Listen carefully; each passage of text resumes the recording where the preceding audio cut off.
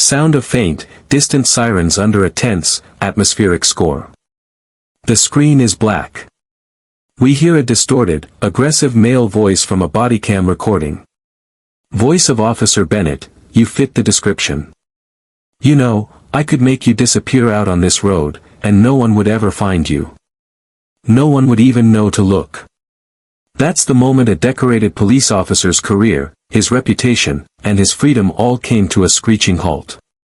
It's the moment a man who swore an oath to protect and serve decided to threaten and terrorize instead. He thought he was just menacing a lone woman on a dark, deserted highway. He thought he held all the power. What he didn't know was that he just pressed a gun to the temple of the most powerful law enforcement official in the nation. Now, we need to be perfectly clear about something. The story you're about to hear of Officer Richard Bennett and FBI Director Maya Wilson is a work of fiction. Maya Wilson isn't a real person. In fact, as of 2025, a woman has never been appointed director of the FBI. This specific traffic stop never happened. But this story is inspired by the chilling realities of countless real-life encounters. It's a narrative built from documented abuses of power and a very real problem that has festered in the shadows of American law enforcement for decades. This is the story of what happens when a corrupt cop, drunk on his own hate, finally picks the wrong person. Section 1, the architect of his own downfall. So, how does a police officer make a mistake so big it costs him everything? To understand that, you have to understand the man himself. On the surface, Officer Richard Bennett was a model cop in the small, quiet town of Millfield. He had a chest full of commendations and a reputation among the town's elite for keeping the streets clean. But that was just the surface. Underneath, a different story was being told. In hushed complaints that went nowhere, in civil rights lawsuits that were quietly settled, and in the fearful looks he got in the minority communities he patrolled. In those neighborhoods, Officer Bennett wasn't a hero, he was a predator in a uniform. His idea of keeping the streets clean usually meant aggressive, racially motivated stops and illegal searches, a pattern of intimidation that his bosses deliberately looked away from. Bennett was a product of his environment. Millfield was a town where power had been held by the same people for generations. The police department, the town council, the local courts, it was all one big, interconnected club that protected its own. There was a quiet understanding that certain people were to be kept in their place. This culture didn't just tolerate cops like Bennett, it created them. It rewarded their aggression and shielded them from consequences. Officer Bennett felt untouchable because, for his entire career, he had been. He was the living embodiment of a problem the FBI itself had warned about nearly 2 decades earlier. Back in 2006, the Bureau's own counterterrorism unit put out a chilling report. It warned that white supremacists were actively trying to infiltrate local law enforcement agencies. The report stated that this can result in other abuses of authority and passive tolerance of racism. Men like Richard Bennett weren't just an anomaly, they were the fulfillment of the FBI's own dire prophecy. He was a walking internal affairs crisis, just waiting to explode. And on a cool, moonless night, his crisis finally arrived. Section 2, the woman who shook the system. Miles away from the corrupt world of Millfield, Maya Wilson was navigating a very different reality. In our story, she represents a monumental shift in American justice, the first black woman to be appointed director of the Federal Bureau of Investigation. Her journey to the top was anything but easy. She wasn't born into power or privilege. She got there through pure force of will, intellect, and a deep belief in the ideals of justice, ideals she knew the Bureau itself had often failed to live up to. Wilson started her career not in a fancy office, but in the trenches as a federal prosecutor. She took on organized crime and public corruption, seeing firsthand how power could be twisted and abused. She understood the system from the inside out, its strengths and its deep weaknesses. When she joined the FBI, she rose through the ranks not by fitting in, but by challenging the old ways. She pushed for diversity and demanded accountability, making both friends and enemies in the Bureau's deeply traditional culture. Her appointment as director was historic, but it was also a reminder of how far there was to go. In the real world of the early 2020s, the FBI was still overwhelmingly white and male, especially at the top. Public data showed the Bureau's special agents. Its core investigators were nearly 80% male, and the workforce as a whole was about 74% white. Wilson knew she was a symbol, but she refused to be just a symbol. She was a reformer, determined to drag the institution she led into the 21st century so it could serve all Americans, not just a select few. That night, Director Wilson wasn't on the job. She was driving her private car, a simple sedan, to visit her elderly mother in the next state. She'd left her security detail behind for the personal trip, hoping for a few hours of peace and quiet. Dressed in a sweatshirt and jeans, she looked like any other person on the road. And in Officer Richard Bennett's world, that was more than enough. It was all the justification he needed. The flash of red and blue in her rearview mirror sliced through the darkness. Director Wilson felt that familiar, unwanted knot of anxiety, the kind that nearly every black person in America knows, no matter who they are. It's a feeling that logic can't erase. She checked her speed. She was driving the limit. Her registration was current. She hadn't broken any laws. She pulled over, the crunch of gravel under her tires breaking the silence. She rolled down her window, put her hands on the steering wheel where they could be seen, and waited. An officer appeared, a silhouette in the blinding headlights of his cruiser. It was Officer Bennett. He didn't ask for her license and registration. He didn't give a reason for the stop. He came out swinging. "What are you doing in this part of the county?" he demanded, his voice dripping with suspicion. His flashlight beam darted across her face, lingering on her skin. "I'm on my way to visit my mother, officer," Wilson replied. Her voice was steady and calm, the result of years of training to de-escalate and stay composed under fire. "Your mother," he sneered. "We've had reports of burglaries in the area. A woman fitting your description." It was the oldest lie in the book of racial profiling. A description, so vague it could fit anyone, yet so specific in its target. Wilson knew exactly what was happening. This wasn't a traffic stop. This was a power trip.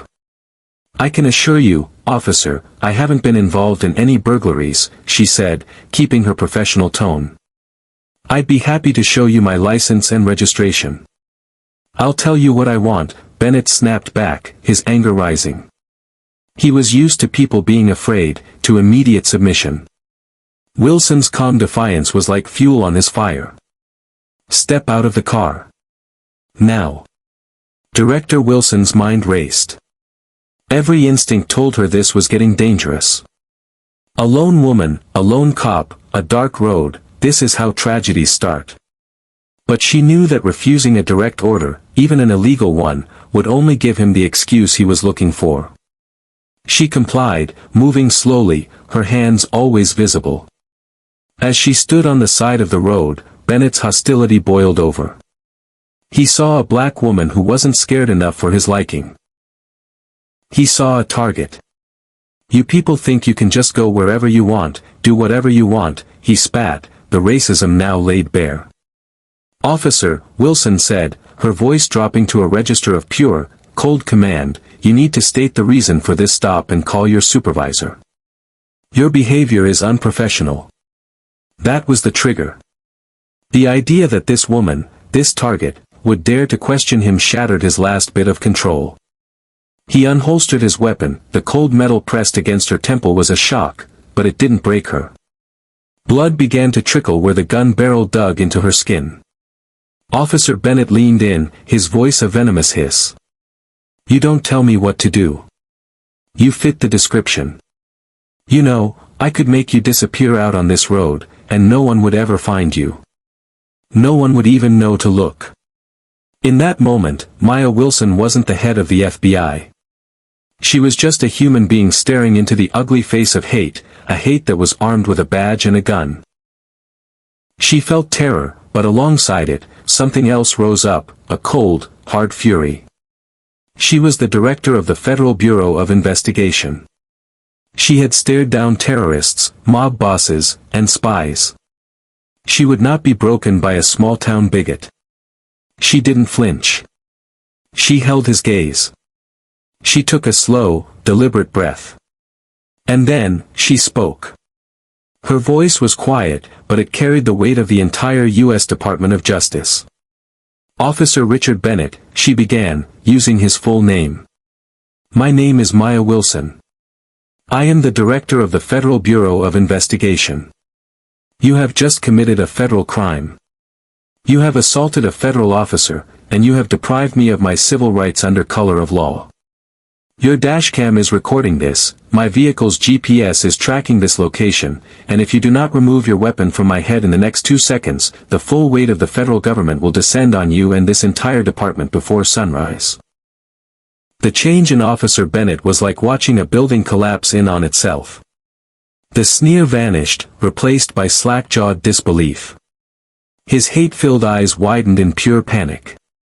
He looked from her face, to the gun in his hand, and back again, his mind failing to compute what was happening. He snatched the gun away from her head as if it were burning hot. He stumbled backward, his face turning ghost-white in the flashing lights. No, you're lying, he stammered, but there was no conviction in his voice. The authority in her eyes told him it was all true. He had just threatened to murder the director of the FBI. His radio crackled. Unit 7, what's your 20?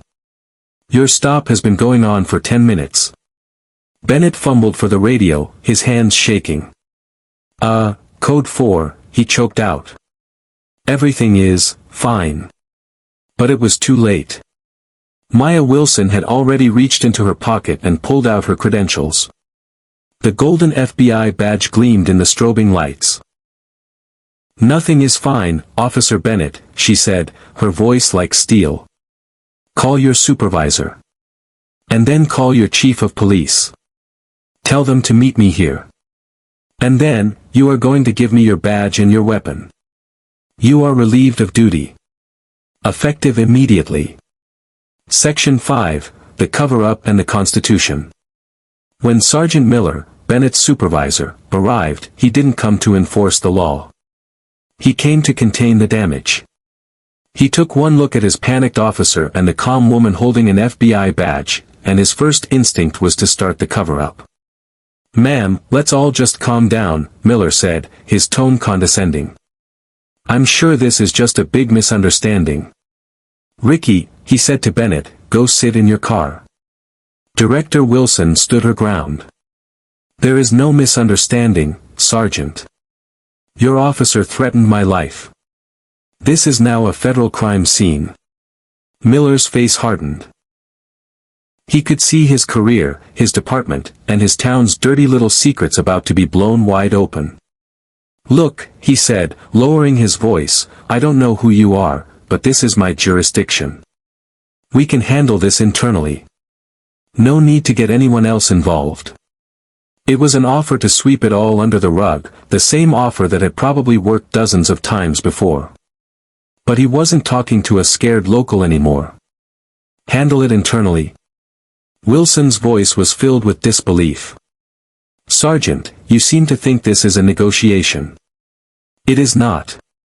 Your officer is under federal investigation. You are now a material witness. And your attempt to obstruct this investigation has also been noted. Every word you are saying is being recorded. She pointed to a tiny pin on her jacket. A personal audio recorder. The color drained from Sergeant Miller's face. The panic that had seized Bennett now took hold of him.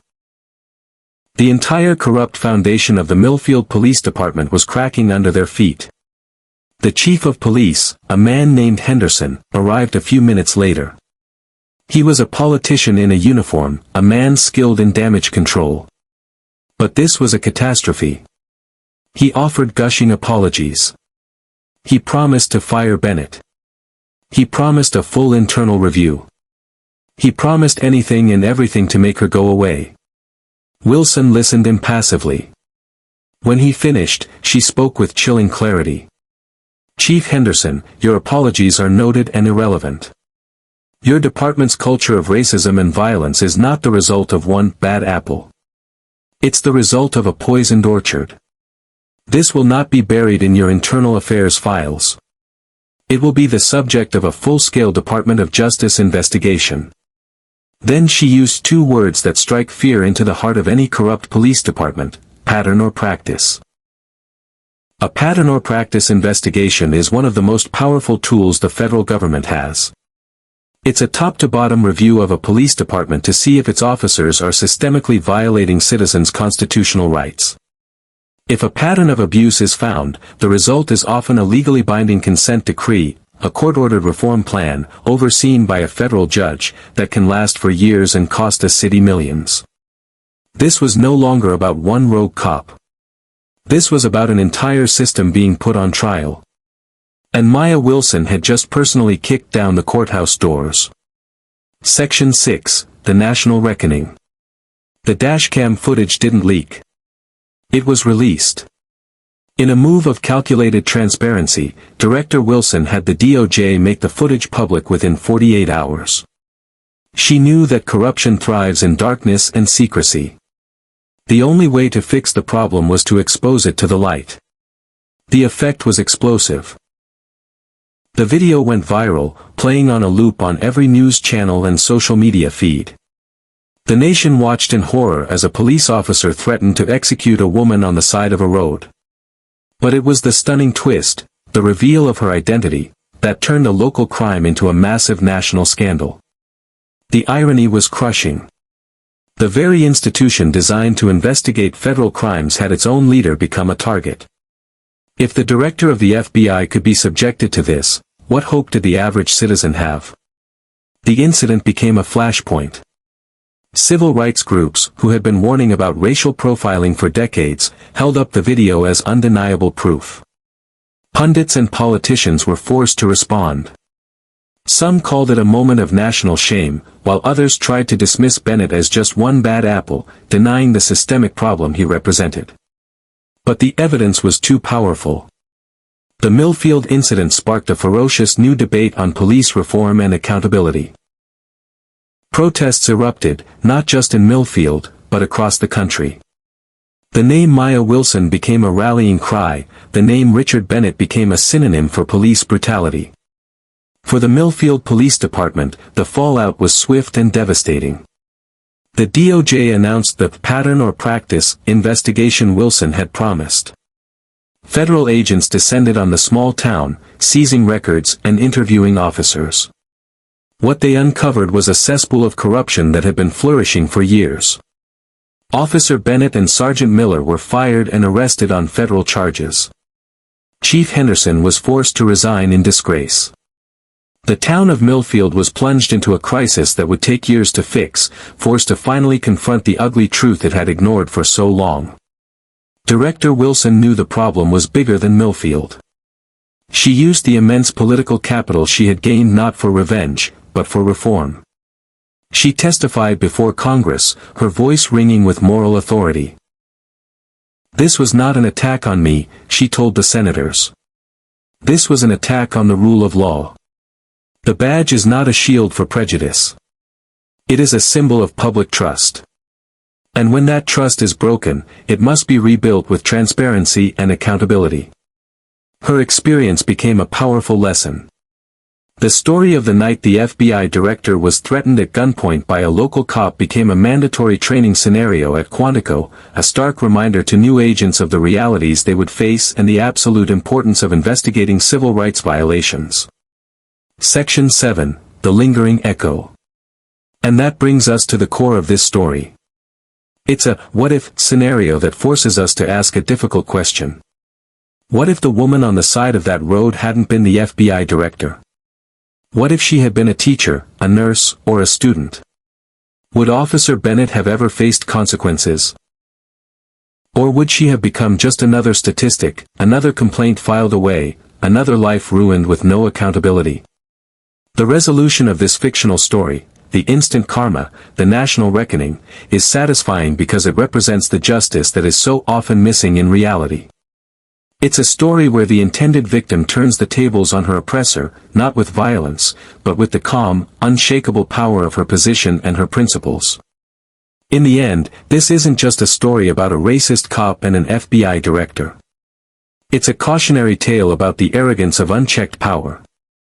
Officer Bennett believed his badge gave him the right to be judge, jury, and executioner.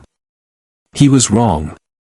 Director Wilson proved that true power isn't the ability to threaten a life, but the conviction to uphold the law for everyone.